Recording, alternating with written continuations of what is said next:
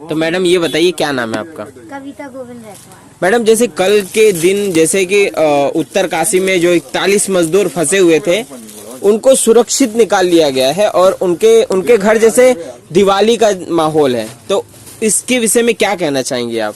देखिए, सबसे पहले तो वहाँ जो टेक्निकल पूरी टीम लगी हुई थी जो उनकी मदद के लिए रात दिन एक कर रही थी, सबको सबसे पहले तो मैं उनको बहुत बहुत धन्यवाद कहती हूँ कि उन्होंने इतनी कड़ी मेहनत की और जो जान थी मजदूरों की जान को बहुत वीआईपी तरीके से उन्होंने ट्रीट किया, बाहरी मशीनें लगाई, पर उनकी जो संवेदना थी कि हाँ हमें पूरे के पूरे मजदूरों को सुरक्षित निकालना है और जो निकले मजदूर बाद में, पर पहले से जो उनको सुविधा दी जा रही थी जैसे खाने की सामग्री मेडिसिन दी जा रही थी, तो इसके कारण उन्होंने 17 दिन टनल में गुजारे।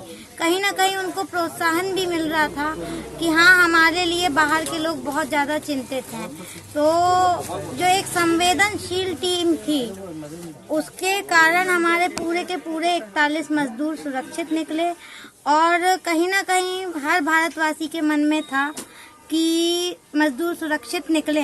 तो सही मायने में कल ही सबकी दीपावली थी और पुनः मैं पूरे सभी टीम को साधुवाद करती हूँ और सबको बहुत बहुत बधाई कि हमने एक बहुत बड़ी जंग जीती है। जैसे कि ये ऑपरेशन काफी बड़ा रहा और कहते हैं कि इस ऑपरेशन में बहुत ही सक्सेसफुली लोगों से निकाल लिया गया है, इसके लिए क्या कहना चाहेंगे? देखिए, ऑपरेशन तो बहुत बड़ा था, 41 लोगों की जिंदगियां उसमें लगी हुई थी और हर तरह से देश विदेश सब जगह से मशीनरीज बुलाई जा रही थी और एक रास्ता नहीं था, मेरे ख्याल से कम 6 रास्ते व्यवस्थित किए थे कि यदि एक में कहीं प्रॉब्लम आए तो दूसरे से हो। मैं खुद डेली टीवी वॉच कर रही थी कि आगे क्या प्रोसेस हुई है।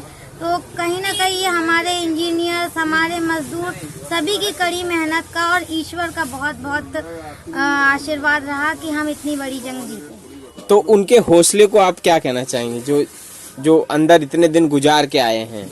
देखिए, 41 दिन एक बंद गुफा में रहना, हम सोच भी नहीं सकते हैं कि वो मजदूरों के ऊपर क्या गुजरी थी, पर मेरी जानकारी है कि 41 मजदूर में से 1 या 2 मजदूर ऐसे थे जो पहले 7-7 दिन टनल में बंद हो चुके हैं और सुरक्षित बाहर आए हैं। मैं डेली इस पे नजर रखी हुई थी क्योंकि मुझे लग रहा था जैसे मेरे ही परिवार का कोई सदस्य हो टनल में फंसा हुआ हो।